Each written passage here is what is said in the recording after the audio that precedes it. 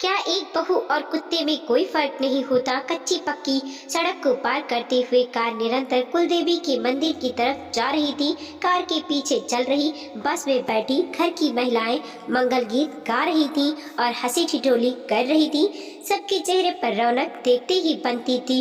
कल ही घर के बेटे वरुण की बारात लौटकर आई है और आज सभी रिश्तेदार मिलकर कुलदेवी के मंदिर की तरफ जा रहे हैं। कार में वृंदा जी अपनी नई नवेली बहू तनु और बेटे के साथ बैठी अपने पति रामेश्वर जी से बातें किए जा रही थी। साथ ही साथ ड्राइवर को हिदायत भी दिए जा रही थी कि थोड़ा जल्दी करो, कुलदेवी के दर्शन का शुभ मुहूर्त निकला जा रहा है, कहीं ऐसा ना हो पट बंद हो जाए। जबकि अपनी सास और पति वरुण के बीच गज भर का घूंघट लिए बैठी तनु चुपचाप सबकी बातें सुन रही थी।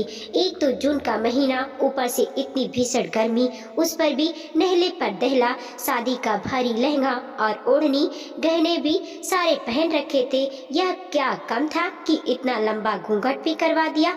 इसमें भी इस छोटी सी कार में एक तरफ पति बैठा हुआ है और दूसरी तरफ सास। उन दोनों के बीच फंसी तनु इधर उधर हिलडुल भी नहीं पा रही थी, पर इन सब से परेशानी तनु को ही थी। उसकी आंखों में आंसू गिर रहे थे, जिसे बार बार अपनी रुमाल से पोंछती जा रही थी। रह रहकर कल शाम की बातें दिमाग में घूम रही थी। जब मुंह दिखाई की रस्म होने वाली थी, कल सुबह ही तो बारात रवाना होकर घर आई थी, तब तक तो सब कुछ ठीक था। दिन में थोड़ा बहुत रस्म हुई और उसके बाद थोड़ा बहुत आराम। शाम को मुंह दिखाई की रस्म होने वाली थी, इसी के लिए तनु बहुत अच्छे से तैयार हुई थी। वैसे भी नई नवेली दुल्हन थी तो अलग से तैयार होना तो बनता ही था। थोड़ी देर बाद शादीशुदा ननद मीनू ने आकर कहा, भाभी जल्दी करो, मेहमान और आसपास की सभी औरतें आ गई हैं। हाँ दीदी, बस तैयार हो गई। मीनू तनु को लेकर निकलने ही वाली थी कि इतने में वृंदा जी दौड़ती हुई उस कमरे की तरफ आई और तनु को लगभग अंदर की तरफ खींचते हुए बोली, अरे ये क्या है बहू, घूंघट तो करो और यही कमरे में रहो। पर मम्मी, अपने यहाँ तो घूंघट होता ही नहीं है ना, और कमरे में कौन सी मुंह दिखाई की रस्म होती है? मीनू ने हैरानी से पूछा। हाँ नहीं होता, लेकिन तनु घूंघट करेगी और फिलहाल आज के लिए ये इसी कमरे में रहेगी जब तक हम कुलदेवी के दर्शन न कर आए। तब तक ये और वरुण आपस में बात भी नहीं कर सकते। वृंदा जी ने लगभग अपना फैसला सुनाते हुए कहा, पर क्या हुआ मम्मी? मीनू ने दोबारा पूछा तो वृंदा जी ने उसे घूर कर उसे देखा, जैसे कह रही हो कि अब चुप रहा। उनकी आंखें देखकर ही मीनू चुप हो गई और तनु को वापस उसी कमरे में लाकर बिठा दिया। थोड़ी देर बाद वृंदा जी अपनी ननद सुमति जी के साथ कमरे में आई और आते ही सुमति जी तनु से बोली, अरे बहू जरा अपने पैर तो दिखाना। उनकी बात सुनकर एक पल के लिए तनु सबको समझ में नहीं आया कि बुआ जी कहना क्या चाह रही है। उसे चुप देखकर जब दोबारा बुआ जी ने कहा, अरे बहू बहरी हो गई है क्या? कह रही हूँ ना, अपने दोनों पैर दिखा। तनु ने लहंगा थोड़ा सा ऊपर करके अपने दोनों पैर दिखाए। पैर देखते ही सुमति जी बोली, देख मैंने कहा था ना तुझे, क्या देखकर ये लड़की लेकर आई है? इसके पैरों में की उंगलियां तो इसके अंगूठे से बड़ी हैं। हाय राम जी, मैंने तो बिल्कुल भी ध्यान नहीं दिया। काश ध्यान दिया होता तो इस घर में लेकर। कहते कहते वो चुप हो गई, पर वृंदा जी इस तरीके से कह रही थी जैसे बहुत बड़ी गलती हो गई। तभी बुआ जी बोलने लगी, या तो कलश अंदर की तरफ धकेल रही थी तब मैंने देख लिया, नहीं तो पता नहीं क्या हो जाता। तू भी वृंदा बहू लाने के चक्कर में ऐसी बावरी हुई कि बस अपना घर बर्बाद करने पर तुली हुई है। क्या कर सकती हूँ जीजी, जब इसे देखने गए थे तब ठंड का मौसम था, इसने पैरों में जुबरे पहन रखे थे, इसीलिए मैंने इसके पैर नहीं देखे और मैंने भी ध्यान नहीं दिया। अरे तो जुबरे खुलवा कर देख लेती, इतनी सी भी जुबान नहीं हिली तेरी। अरे घर में कुत्ता भी लावे हैं तो उसके भी पैरों की उंगलियां को देखा जाता है। जो तू बहू लेने गई थी, अब क्या होगा जीजी? मुझे तो बहुत डर लग रहा है। डर मत, मैं हूँ ना। तब तक कुलदेवी के दर्शन नहीं करा दो, इसका चेहरा घर में किसी को दिखाना मत, खासकर अपने बेटे को, और सारे रस्म रिवाज छोड़कर कल ही कुलदेवी के मंदिर जाने की तैयारी करो। ठीक है जीजी, जैसा आप कहो। कहते कहते सुमति जी और वृंदा जी ने ऐसी तीखी नजरों से तनु को देखा जैसे पता नहीं तनु के साथ इस घर में क्या बवंडर आ गया हो। उसके बाद दोनों कमरे के बाहर निकल गईं। दोनों की बात सुनकर तनु की आंखों में आंसू भी आ गए। क्या एक बहू और कुत्ते में कोई फर्क नहीं होता? रात को भी मीनू आकर ही खाना दे गई थी। उसके बाद कमरे में ना कोई आया ना कोई गया। तनु अकेले ही कमरे में रही। सबसे ज्यादा हैरानी तो इस बात की थी, भला यह कैसी नई दुल्हन का स्वागत। सुबह भी जब कुलदेवी के मंदिर के लिए निकाले तो तनु अपने कमरे से ही घूंघट लेकर निकली थी। उसकी आंखों से आंसू बह रहे थे। कल की बात याद करके तनु की आंखों में बार बार आंसू आ रहे थे, पर शायद उसके आंसुओं का इन अंधविश्वासियों के सामने कोई मोल ना था। आखिर मेरे पैरों में ऐसा क्या देख लिया इन लोगों ने जो इतना बड़ा बवंडर बना दिया? रह रह कर बस यही सवाल उसके मन में आ रहे थे। तनु कुछ समझ ही नहीं पा रही थी। घूंघट में से ही अपने दोनों पैरों की तरफ देख रही थी, पर उसे कुछ समझ नहीं आ रहा था। कभी अपने पैरों को देखती तो कभी वृंदा जी के। इन्हीं लोगों की तरह तो पैर है मेरे, फिर मेरे पैरों में क्या कमी रह गई जो मैं इतनी अपशगुनी हो गई? कुलदेवी के मंदिर पहुंचने से पहले वरुण को मेरी शक्ल भी नहीं देखनी। आखिर क्यों? वो तो मुझसे 3-4 बार पहले भी मिल चुका था। एक बार तो मम्मी जी खुद उसके साथ थी, पर अब क्या हो गया?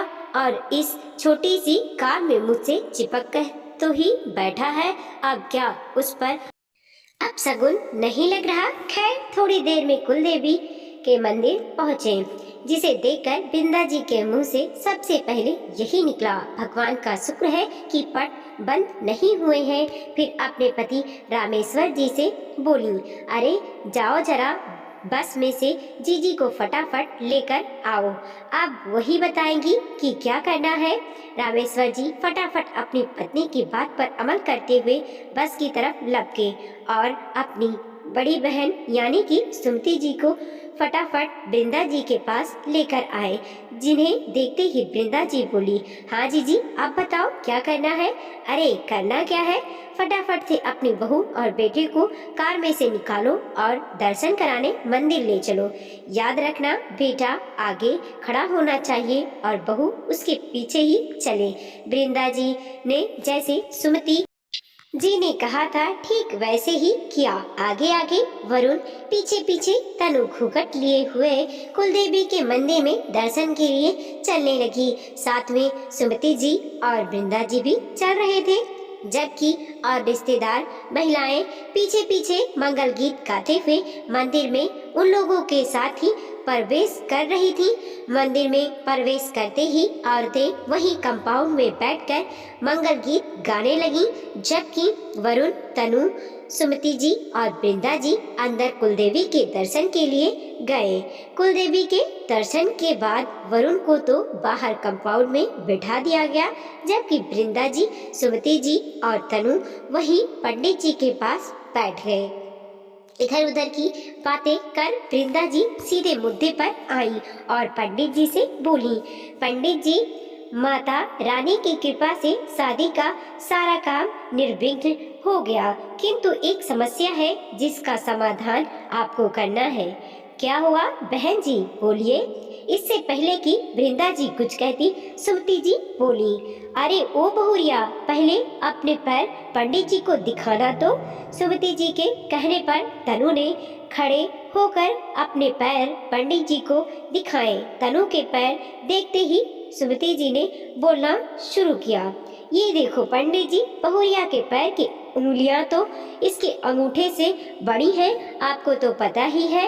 अब ऐसी लड़कियां कहाँ ससुराल में निवाह कर पाती हैं, यहाँ तक कि ससुराल में वह अपनी ही चलाती है और हमेशा पति को दबा कर रखती हैं। अब हमारा तो एक ही बेटा है, अगर वह भी बहू के कहने पर चलेगा तो भला हमारा क्या होगा? अरे तुम लोग भी क्या बातें कर रही हो? भला ऐसा भी कभी होता है क्या? दरवाजे पर खड़े रामेश्वर जी ने कहा, जिन्होंने शायद आते समय अपनी पत्नी और बहन की बात सुन ली। अरे आप तो बीच में ना ही बोलो तो अच्छा है। आप तो अपने व्यापार पर ध्यान दो। यह घर का मामला है, इसे हम निपटाने दो। बेवजह हर बात में अपनी नाक मत घुसाया करो। वृंदा जी ने रामेश्वर जी को चुप कराते हुए कहा। उनकी बात सुनकर रामेश्वर जी चुप हो गए और चुपचाप बाहर जाकर अपना काम करने लगे। यह नजारा देखकर तनु अपनी सास के पैरों की तरफ देखने लगी, फिर अपने पैरों की तरफ। उसे तो अभी भी समझ में नहीं आ रहा था कि आखिर किसने अपने पति को बस में कर रखा है, जो एक ही डांट में पति भी चुप हो गया। तभी पंडित जी बोले, अरे बहन जी, अब जिसके शरीर की बनावट ही ऐसी हो वो क्या करेगा? आप तो एक काम कीजिए, मैं कुछ पूजा बता देता हूँ, आप लोग वो करवा लीजिए, बाकी सब माता रानी की इच्छा। पंडित जी ने अपनी कुछ तरीके बता दिए, लेकिन वृंदा जी और सुमति जी उससे संतुष्ट ना हुई। तनु को भी बाहर घूंघट में ही बिठाकर दोनों मंदिर के एक तरफ जाकर बातें करने लगी। जी पंडित जी ने भी पल्ला झाड़ लिया, यह कहकर कि जिसकी बनावट ही ऐसी हो वो क्या करेगा? मुझे तो पहले ही पता था इसका कोई उपाय ना है।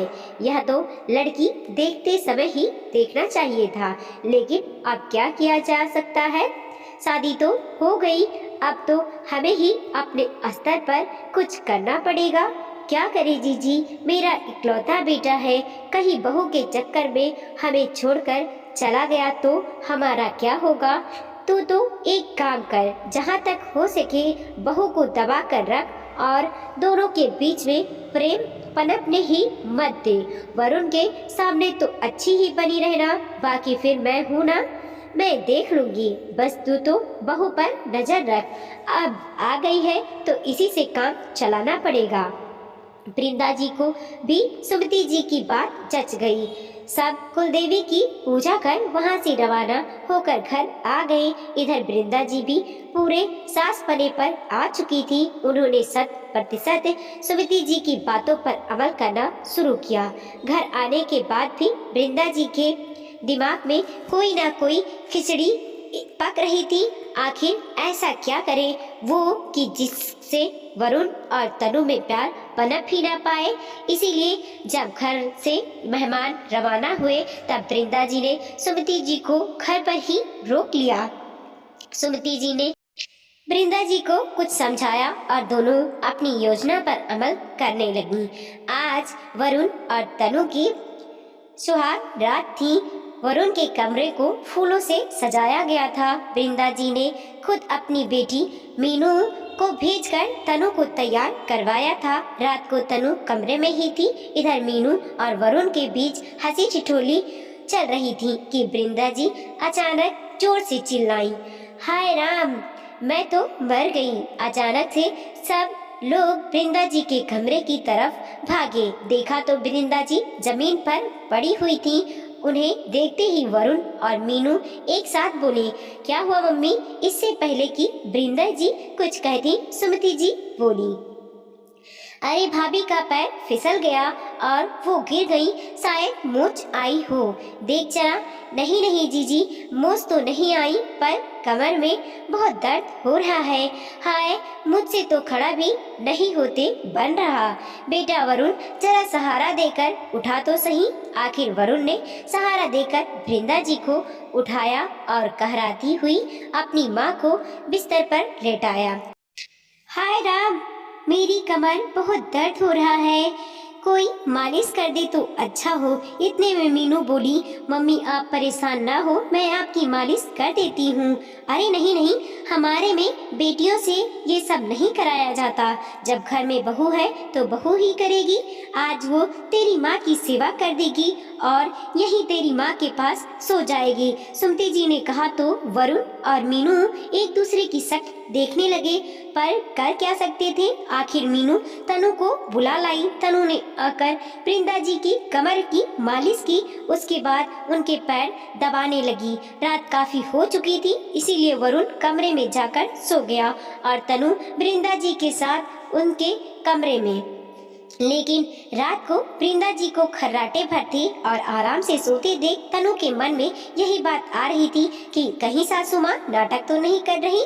दूसरे दिन सुबह वृंदा जी कहराते हुए ही जैसे तैसे कमरे के बाहर आई और हॉल में आकर सोफे पर बैठ गई। वहीं तनु को पहली रसोई की रस्म के नाम पर सुमति जी ने काम पर लगा दिया। बिल्कुल भी मौका नहीं दे रही थी कि वरुण तनु आपस में बात कर ले। खाना खाते समय भी कहीं से कहीं तक नहीं लग रहा था कि वृंदा जी को दर्द है, बल्कि बैठी बैठी तो वो तनु के काम में मीन मेक निकाल रही थी। अभी वो मीन मेक निकाल ही रही थी कि इतने में मीनू ने कहा, क्या मम्मी, आपकी बातों को सुनकर कहीं से भी नहीं लग रहा है कि आपकी कमर में दर्द है।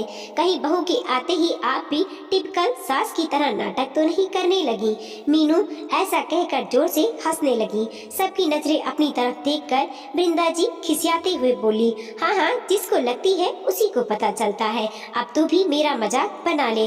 अरे मम्मी, मैं तो मजाक कर रही हूँ, क्यों बुरा मान रही हो। जब तनु घर के काम से फ्री हुई तो वृंदा जी वरुण को बोली, मुझे तो डॉक्टर के पास लेकर चल, मुझे बहुत दर्द हो रहा है। इतने में रामेश्वर जी ने कहा, अरे मैं ले चलता हूँ, वरुण को क्यों परेशान कर रही हो। तो वृंदा जी उन्हें झिकटते हुए बोली, आप तो रहने दो, दिखा तो ऐसे रहे हो जैसे बड़ी सेवा करते हो मेरी। मेरा बेटा मुझे ले जाएगा तो कोई परेशानी है क्या। अरे पर भाग्यवान, मैं तो इसीलिए कह रहा था कि कम से कम पता तो हो कि तुम्हें कौन सी दवाइयाँ किस समय देनी है। आखिर तुम्हारे साथ कमरे में मैं ही तो रहता हूँ। हाँ, बड़े आए मेरी सेवा करने वाले, आप तो घर पर बैठो।